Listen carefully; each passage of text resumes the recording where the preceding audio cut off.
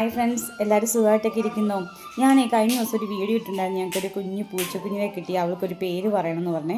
ഒരുപാട് പേര് നല്ല പേരൊക്കെ കമൻറ്റ് ചെയ്തായിരുന്നു കേട്ടോ. അതിനകത്ത് മിലി എന്ന് പറഞ്ഞൊരു പേര് ഞങ്ങൾ സെലക്ട് ചെയ്യുകയും ചെയ്തു. പക്ഷേ കഴിഞ്ഞ ദിവസം അവൾക്ക് എന്തോ ഒരു വയ്യായിക വന്നു. ഹോസ്പിറ്റലൊക്കെ കൊണ്ടുപോയി ഇഞ്ചക്ഷനൊക്കെ എടുത്ത് തന്നിട്ടൊന്നും ശരിയായില്ല, അവൾ ചത്തുപോയി. അത് കഴിഞ്ഞ് ഞങ്ങളുടെ കിങ്ങിണിക്കും വയ്യായിരുന്നു കേട്ടോ. അവൾക്കും ആകെ ഒരു എന്തൊക്കെയോ പ്രശ്നങ്ങളായിരുന്നു.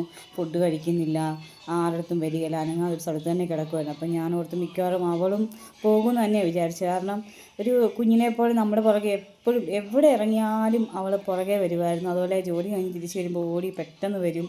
അങ്ങനെ നമ്മൾ അവളെ കണ്ടുകൊണ്ടിരുന്നിട്ട് പെട്ടെന്ന് ഇല്ലാതെ നമുക്ക് ഭയങ്കര വിഷമമായിരുന്നേ.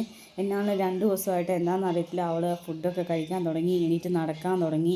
ഇപ്പം എൻ്റെ അടുത്ത് വന്ന് ഇരിപ്പുണ്ട് കേട്ടോ. അത് ഇടയ്ക്ക് ഇങ്ങനെയൊന്നും ഇരിക്കാറ് പോലും ഇല്ലായിരുന്നു. കാരണം ഒരു സ്ഥലത്ത് കിടന്ന് അവിടെ തന്നെ കിടക്കുമായിരുന്നേ. ഇപ്പം എന്നാണ് വയ്യായ്ക കുറച്ച് മാറി വരുന്നുണ്ട്.